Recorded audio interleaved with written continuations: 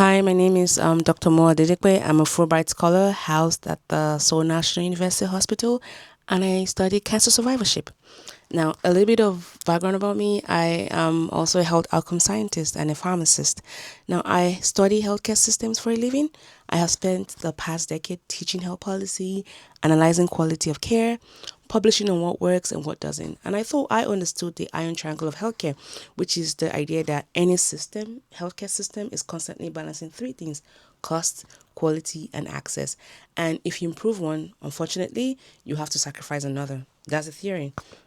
Then I brought my mom for a checkup in Seoul, South Korea. Now, a little bit of a background. I've been here for the past year, and my mom came to help with the kids. I have two young kids. That information will be very useful later on. And if I haven't mentioned, it's going to be a very long video, so buckle up.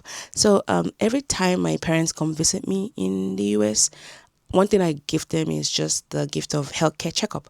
Now, they haven't been able to come every year, but every time they come visit, I do that. So when I say we're not starting like from scratch, I really mean it. Now, a little bit about my mom. She's relatively healthy. Knock on wood, she just also turned 60. No major complaints, weren't chasing a diagnosis. We just wanted a baseline of some sort, a full picture of where she stands, right? And remember, she's not starting from scratch. We do that, when she comes to the US, and she's also coming from Nigeria, where, there are gaps in the healthcare system like anywhere else in the world, okay? Now, in one day in Korea, she had, I'm going to try and remember everything from, my head. She had blood work, she had a colonoscopy, she had an upper endoscopy, she had a breast ultrasound, thyroid ultrasound, a carotid ultrasound, a pelvic ultrasound. Have I mentioned an abdominal ultrasound, a pulmonary function test, an EKG, a bone density scan, and tumor markers, and she had a full urinalysis and some blood tests. When I say that, the results were ready like almost right away. I mean, some things we had to wait until 2 weeks time because they had to send something to the lab for further analysis. But we met with the doctor right away. And by the time we got the full comprehensive result, it was like a binder. All of it was packaged, coordinated, interpreted with a written summary, and referral letters already drafted for anything that needed follow-up. And I thought, why not sweeten the deal? I took her for an eye test. She looked into 12 different scopes. 12. I counted. I didn't even know that many eye tests existed. And I studied pharmacy. And that moment I would say stopped me.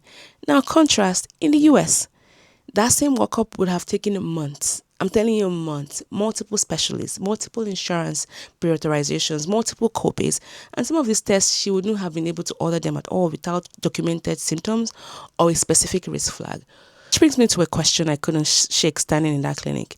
Are healthcare systems modeled after the anxiety of the countries that built them? Now, context matters, right? Korea is a small, densely populated country with advanced technology infrastructure and a national health insurance system that subsidizes preventive care at scale. The logistics that makes this possible here in Korea would look very different trying to replicate them across 50 states, 330 million people, and a patchwork of private insurance that is the US. I understand that. I teach that. But here's what I didn't expect. Since living here, my own health-seeking behavior has changed. Now I'm going to say, what I'm going to say next might not cast me in the best of light, but I feel like you deserve to know it, considering you've stayed this long in the video. I have two kids. I mentioned that earlier on. I have two young kids, and I also have a nanny. Yes, I do have a nanny to help out because emotional labor, okay? My nanny is Miss Kim. She's Korean. I remember my youngest, who's a year-old, was having some symptoms a while back. It started with just nasal discharge. Now, as a trained pharmacist, I came here with some OTC meds, and I thought, just give him some nasal saline drops, and watch it play out. He didn't have any fever. He was ambulating well. He was peeing well. Everything was fine. No fever. He wasn't cranky. He was just the nasal, and it was during the winter. So I just thought maybe it was something that he caught that was a cold, since there was no fever. Now, I remember the first time Miss Kim came and saw him, she was like, we need to take him to the hospital. I'm like, hospital? Like, no, we don't need it. I'm just going to give him the drops. And she gave me that look like, well, if you say so, you're the mom. But I still wanted to win that argument. Like, you will see he's going to be fine. Well, third day later, he was still having the nasal discharge. So I decided, okay, let's just take him to the hospital. So we went there, and it turned out it was an ear infection. Now, before the doctor ever made a diagnosis, during his clerking, like asking about what was going on, he turned to me and asked, "How long has the symptoms been going on?" And I go, "I think 3 to 4 days." You could have seen the look of shock on his face. He goes, 3 to 4 days and just coming now? And he made a joke. Like, I don't think it was a joke, but I got the meaning. He goes, "Are you sure you're the mother?" And I knew what exactly that meant, because Korean moms will have been there like swimwear on the very first day. As a matter of fact, day -1, which again, I find out that my not just even my own health seeking behaviors, the one for my kids and my moms, they have changed. I find myself going to clinic now for things I would have let fester back home. I made a video a while back about going to a Haniwon, which is like a Korean traditional healthcare, for this shoulder pain that I've had for a year. I just, chalked it down to old age and whatnot. But just 2 days, one visit to the Haniwon, and the pain resolved about 60% of it. Now, as a social and behavioral scientist, that observation unsettled me, because we spend a lot of time in research talking about individual health behaviors as if they live inside the person, as if seeking care is primarily a matter of motivation or health literacy or personal responsibility. But what if it isn't? What if individual health seeking behavior is shaped more by extrinsic factors like access, quality, cost, convenience than we are willing to admit? What if people aren't avoiding care because they don't value their health, but because the system has trained them not to bother? Now, that reframe has implications for everything: how we design interventions, how we measure outcomes, how we assign blame when communities don't engage. But understanding it intellectually and watching it play out in real time in your own body, in your own family, are two different things. I'm not trying to say the Korean system is superior. It has a superior point. The US has a superior point too. But here's where it breaks down for me. The US system is reactive. It responds to crisis, to symptoms, to documented need. Think of it like a fire brigade method. But it's fragmented. It's built on individual responsibility and market competition. You navigate it yourself. You advocate for yourself. If you don't know what to ask for or can't afford to ask, you don't get it. And that has implication. For example, nearly 6 out of 10, 60% for you math folks, of colorectal cancers in the US are diagnosed at regional or distant stage. That means the early window has already closed by the time most people walk through the door. In contrast, Korean system is built around catching things before that window closes. The infrastructure exists because the demand exists, and the demand exists because the culture prioritizes prevention. I learned something that blew my mind during my research. We're talking with cancer survivors. Did you know that in Korea, if you worked for an employer, you had to go mandatorily for a healthcare checkup every other year?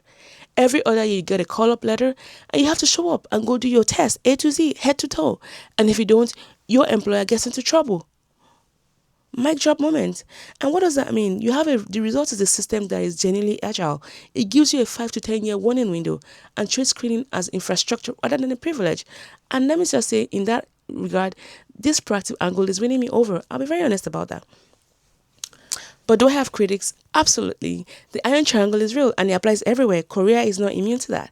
For example, routine tumor marker screening in asymptomatic patients, which Korea does routinely, is something the US Preventive Services Task Force actually recommends against because of low specificity and the downstream cost and anxiety that comes with false positives. Carotid IMT ultrasound, same debate. The Korean model catches more. It also flags more things that may never have caused harm. So consequently, overdiagnosis is a real clinical and ethical concern. Might even say an economic concern because, cost is a real issue. And my research here, like I said, is specifically in cancer survivorship, meaning what happens to patients after the diagnosis, how they live, what their quality of life looks like, where the system shows up and where it disappears. And that's a different conversation, one I might be having with you guys in a future episode. Here's what I know sitting with all of this. The gap between what preventive care could look like and what most people, especially in underserved communities, actually experience in the US is a choice. It's a set of priorities baked into policy over decades. In theory, the US model's conservatism protects patients from unnecessary interventions. In practice, especially for Black patients, for underserved communities, for people without consistent primary care, that conservatism means that early warning window closes before it ever opens. So here's what I want to leave you with. When did you last have a conversation with your doctor that felt genuinely forward-facing? Like genuinely. Where are you headed and what can we do now? If you can't remember, that proves my point that that's a system. That direct engagement changes you. It should change policy too. Anyway, this has been Dr. Mo. I'll catch you in the next episode. Bye.